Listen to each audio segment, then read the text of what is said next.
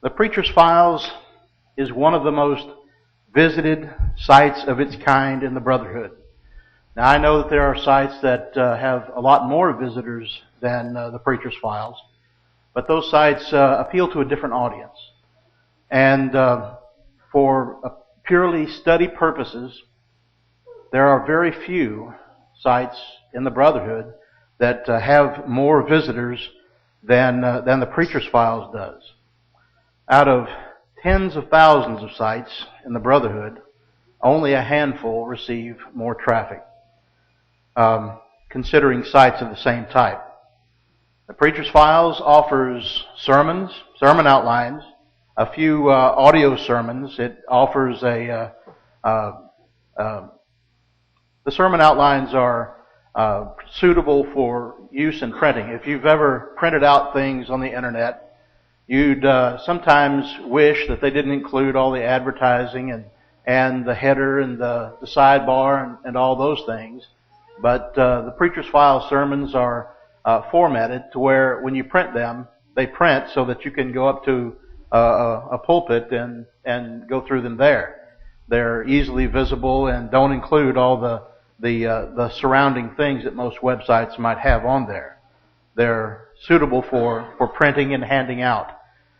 The Preacher's Files was begun with the purpose of linking to articles of good quality. So when I started the Preacher's Files, it was on tripod, or it was on a Roadrunner site. It was on both of those at one time. And it was just a bunch of links. And I would have pages and pages and pages of links. And then I started preaching myself and started putting my sermon outlines on there. And then Kevin got involved, and I started putting Kevin's sermon outlines. And now I have the sermon outlines of several people that have included theirs, that have contributed theirs. Also, there are many bulletin articles by Bill Jackson and myself and Kevin Cawley and many others. It was begun with the purpose of doing this, but I've added some things since then. I well remember when I put the Preacher's Files online under the URL, the Preacher's Files, preachersfiles.com. It was right before the planes hit the towers. September 4th, 2001 was the day that went online. Forums were added in 2003, right at the end in November, and sometime later, blogs were instituted. For those that are statistically minded, in 2007, there were 220,133 unique IPs. If you know anything about the internet, you know what an IP is. It doesn't necessarily mean a unique visitor, because you could get on America Online and 10,000 people can use the same IP, or someone in a company, the whole company could have the same IP, or a dorm or something of that nature. But because we can't determine all those things, unique IPs are used for statistical purposes. It might be just one person, but it might be 1,000 people. 220,133 in 2007. Visits, 467,603. Pages, 2,799,463. Let's skip to 2009. Remember, I said in 2007 the unique visitors were 220 some odd thousand, but in 2009, 423,315. There's been a good deal of growth since 2007. Visits, 706,868, and pages, 3,403,589. Now let me project for 2010, considering the statistics so far this year. I project the unique visitors to be 567 some odd thousand, and the visits to be 935,000, and the pages somewhere around 5.4 million. Let's talk about the countries. It's easier to tell you which ones the Preacher's Files doesn't go to than the ones they go to, because there are 200 countries and territories, something like that. And these are the ones that in the last 12 months I did not receive any visitors from. Greenland. No visitors from Greenland. I'm going to have to do something about that. Western Sahara. It's on the western part of Africa. And right beside it is Mauritania and Guinea. All those three Western African nations I haven't received traffic from in the last 12 months. Somalia, for obvious reasons. It's a very undeveloped country, and probably every line that could support internet has been cut down and taken away. Chad, no traffic from Chad. Central African Republic and the Congo. Those are all African nations, but there are 4 nations in Asia that there haven't been any traffic from. Turkmenistan, Uzbekistan, Kyrgyzstan, and last but not least, North Korea. No traffic from North Korea. I wonder why. You might want to know the top 10 of nations that have sent traffic to the Preacher's Files, and these are non-U.S. nations. Of course, U.S. is the number 1.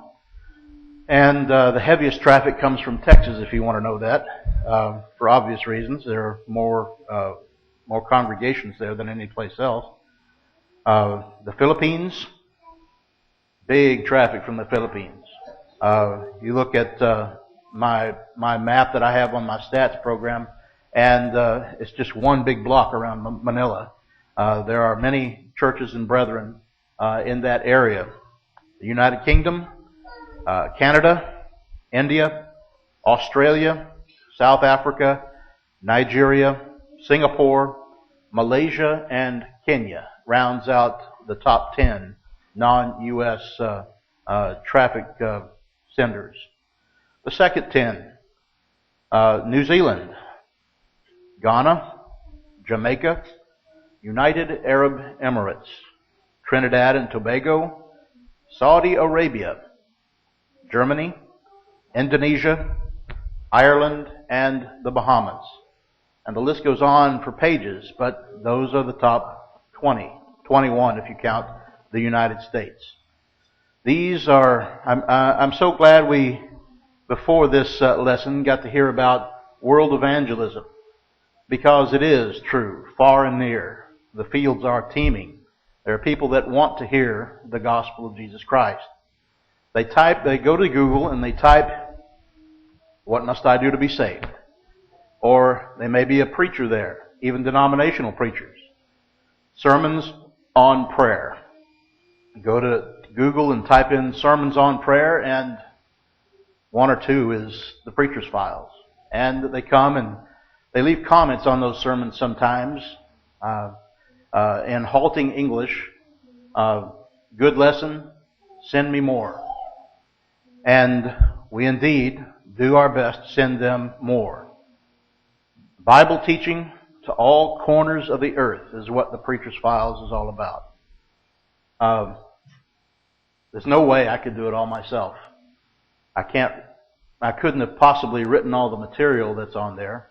There are literally tens of thousands of pages, from the lessons that are posted on the main blog to all the discussions in the old forum to the saner proceedings of the new forum, and all of the pages and blogs that are put on by those such as Mike Riley and others, Randall Matheny, on the blogs part. There's simply tens of thousands of pages for people to find on the internet, and find them they do.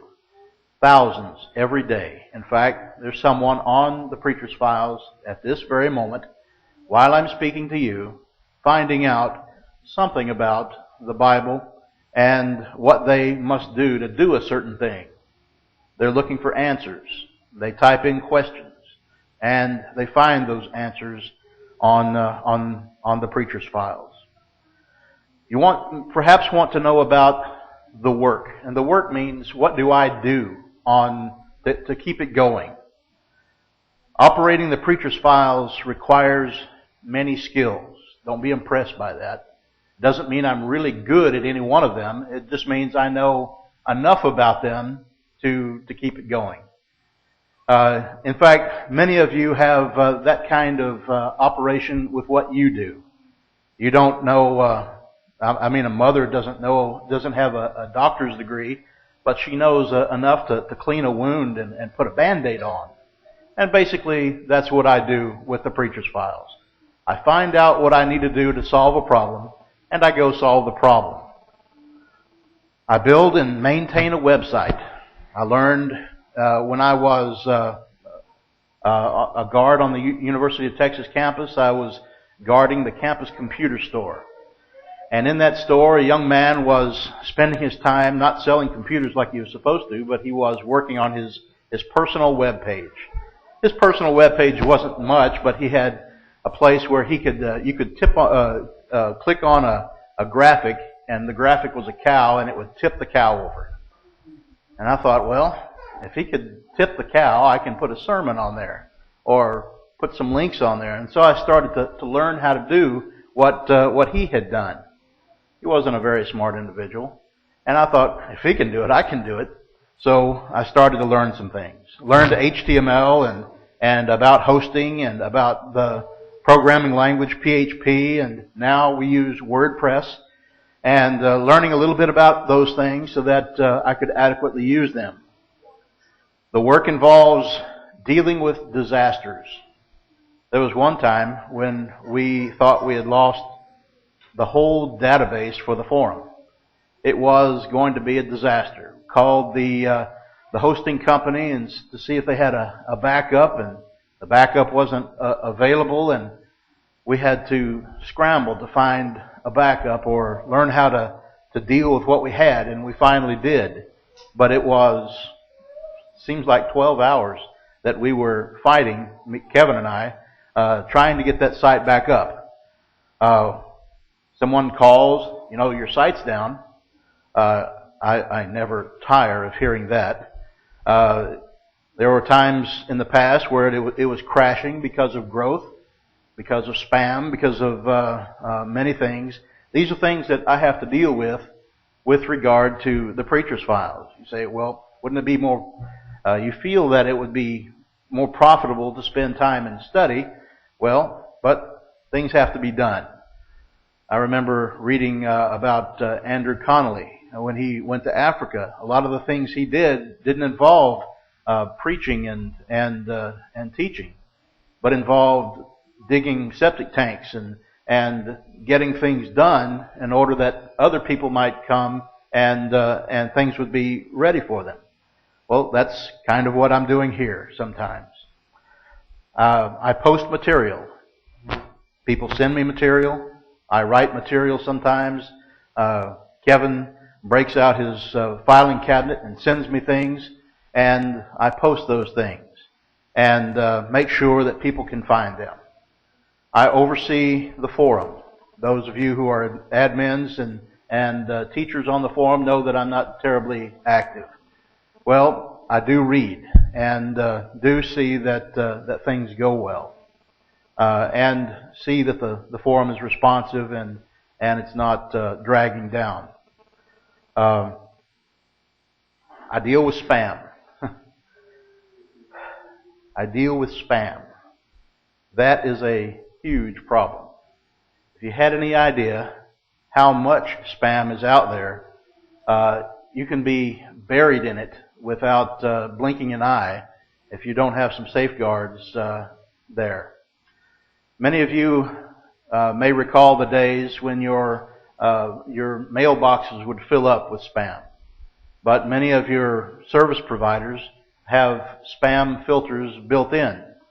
Things get filtered out before you ever even see them because the spam is sent from a certain internet address, and that internet address has been blackballed, has been blacklisted.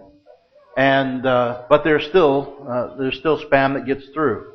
Not only email spam, but comment spam and registration spam on the forum, and I have to deal with those things, and it takes a lot of my time. Search engine optimization, making sure the pages on the internet are found, pages on the Preacher's Files are found on the search engines. There's a good bit of study involved, and I spend some time making sure that these type things are done. Social networking, being on Facebook and Twitter, stumble upon other sites of this kind that spread the word about the site and individual posts to those that are interested. Communication, and I put this one last because it's the one I'm the worst at. Someone sends in a comment, getting back to them with an answer or something of that nature. It seems that that always makes it to the bottom of my list for some reason, and it's not something that's good. It's something that I hope to change over time. Challenges at the Preacher's Files, first of all, includes time. There's so many hours in a day, and I don't know how many of you spend hours in a day in front of a computer, but there's so many hours in the day that you can. When you get past a certain time, your eyes start to blur and everything starts to look the same. And so you have to get up and walk away. And while you walk away, you may be rejuvenating, but people are still trying to spam your site. People are still trying to find the gospel. But there's only so many hours in a day and so many that you can spend in front of the screen. Another challenge is that the work is detail-oriented. And I'm not a detail-oriented person. I've had to become detail-oriented, but not enough to where I'm fully efficient. You imagine efficiency like a legal secretary or something like that. I am nowhere near like that. Most of the time, my priority list is what's on fire right now. It's a full-time job to run a website that doesn't pay a full-time wage. So I have to work at other things. Until April 30th of this year, I was employed with the University of Texas System in the security department. And I sat at a desk in front of a door. People would come in, and I would check to see that they were the right person. And I would deal with emergencies that came up in the buildings that I guarded. And that ended April 30th, and I've retired with a disability retirement. My feet are hurting right now. And that's the reason why I had a disability retirement, because my feet got bad. 23 years walking a beat or standing during move-ins at the dorm at the University of Texas or doing football games has caused me to have arthritis in my feet. So right now I'm on disability retirement and I've received a small pension to help me with that. I'm starting school in the fall. We're still talking about time now. I'm starting school in the fall at the Southwest School of Bible Studies, and that's going to use up, as you can imagine, quite a bit of my time. Like everyone else, I have family responsibilities. So these are all challenges that I face, trying to make time to expand the site, trying to make time to post material, to make sure spam hasn't flooded everything, to make sure the site is still running. Challenges also include sound doctrine. Great care must be taken because this is the gospel. It's I'm not blogging about the Astros or the Texas football team. I know this is Oklahoma, but I'm from Austin. You have to remember that. I could do that, and it really wouldn't matter. But great care must be taken. Someone begins to blog, you have to check and see what they're blogging about, and make sure it's sound doctrine.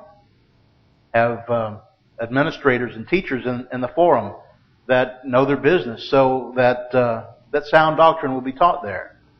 This is part of the challenge. Lessons on the site are used around the world. I've had people email me saying, we use your lessons every Sunday we have no preacher, but we use your lessons every Sunday to conduct worship. I've had denominational preachers leave messages saying, that they use the material that I send. They have in their email address, Reverend so-and-so.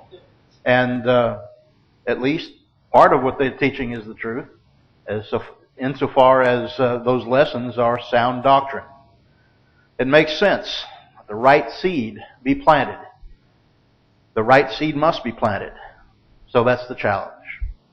And I'm going to mention it again because still it's not only takes up a lot of time, but the spam itself is a challenge. It's disheartening. You spend a lot of time to put together a site, and then people send their messages on and try to put them on your site to sell. Oh, what do they sell? They sell their porn site. They sell their gambling site. They sell their male pills.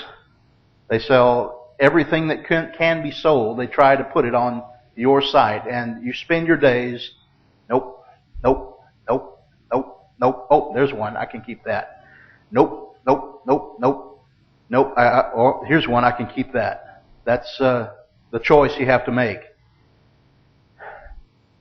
Every effort I make to stop it is like a thumb in the dike.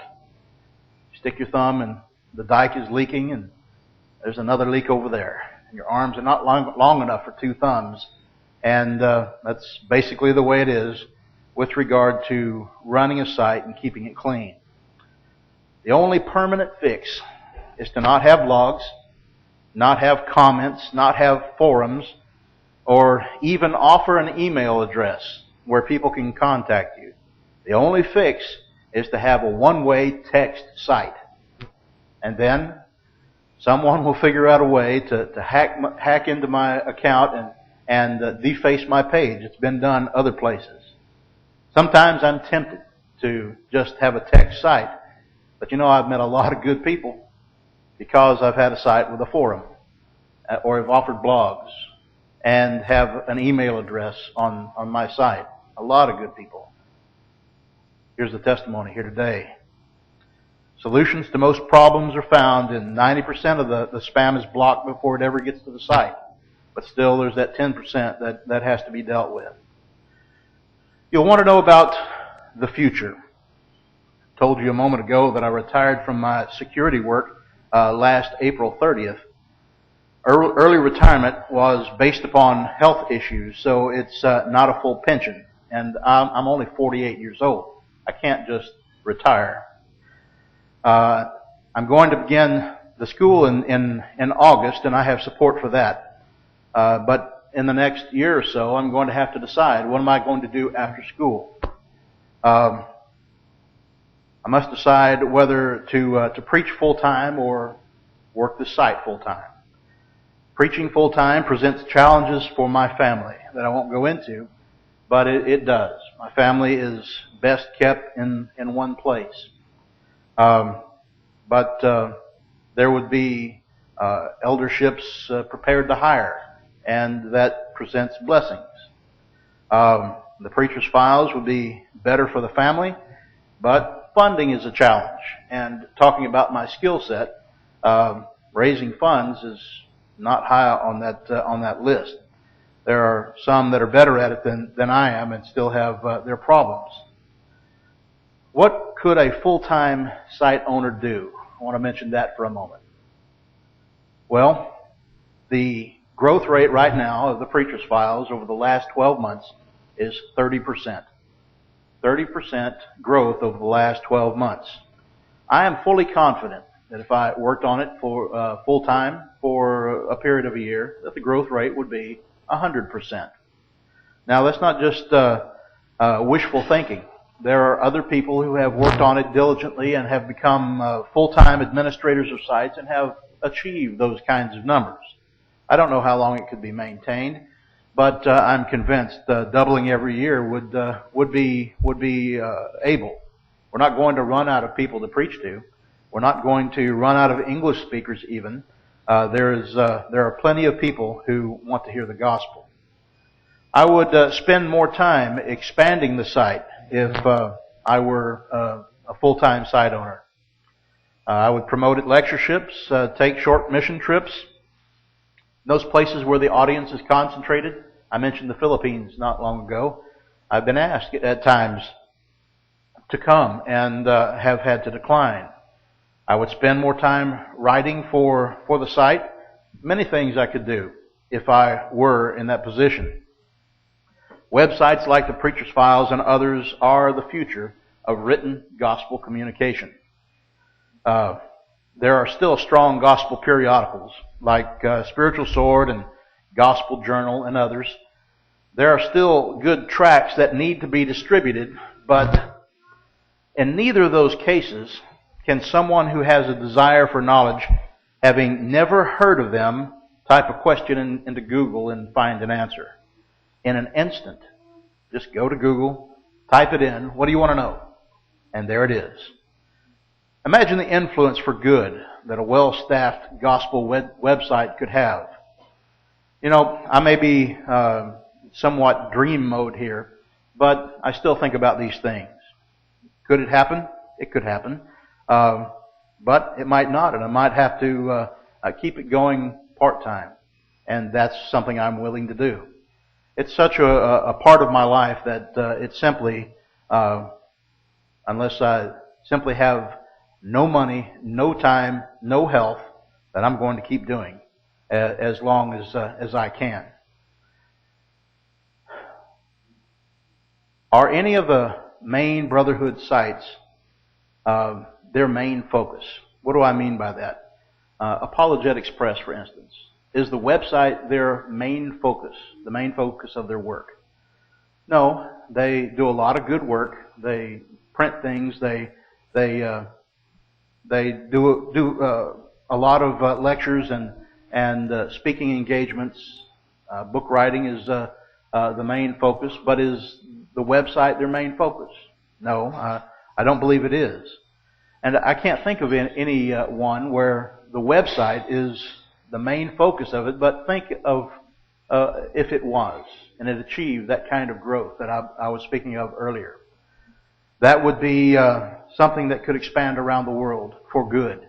And I pray that things like that happen one day. That people realize the power of the Internet and not simply come to the conclusion, oh, you just read that on the Internet. Well, there are a lot of things like that on the Internet, but not everything.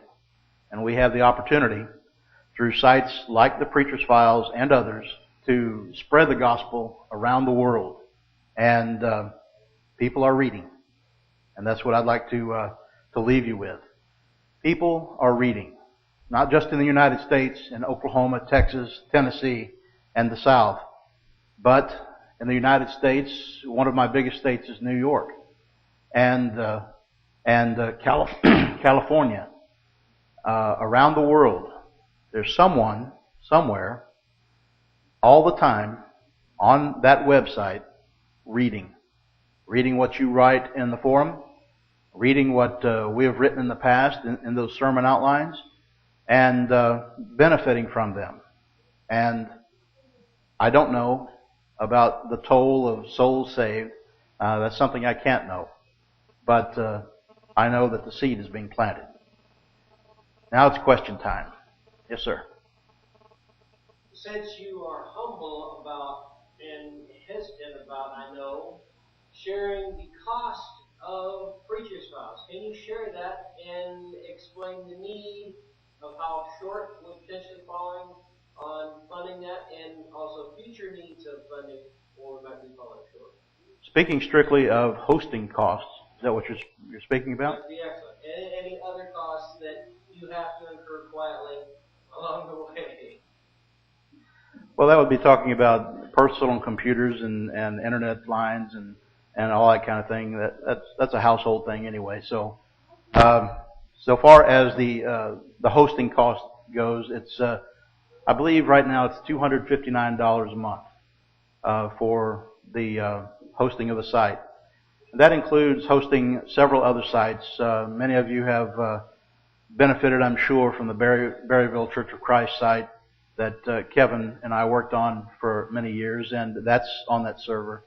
And Pelham Church of Christ and Granby Church of Christ and Rush Springs Church of Christ is on that server as well, and many others. And that's what it costs. Others have suggested that I might be able to do it more cheaply, and that's probably true if I had a better skill set. So far as operating a server goes, I have the situation is that the server company does most of the work that if I had a better skill set, I could do myself. It's a fully managed server with full backups nightly, and that's why it costs more than if I, they said, here's your server, you run it. And I would have to be up in the middle of the night a lot more, I believe, if I went that route. $259 a month.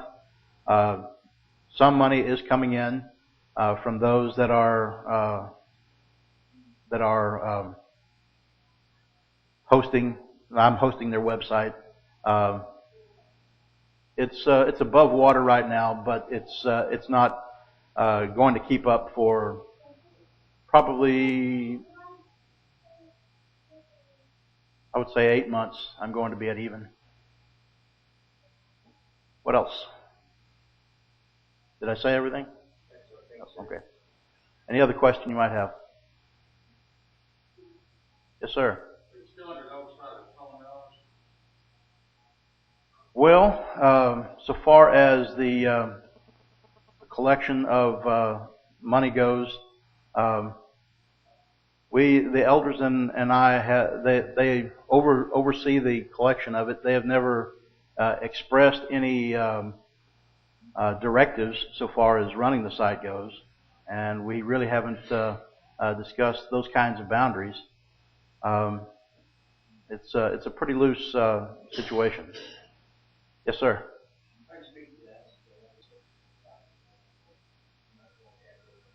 While the elders of the Southwest Church, where I'm a member, have not expressed an interest in oversight, if they did express such an interest, I would certainly heed what they had to say about material or direction of the site, simply because they're my elders. Anything else?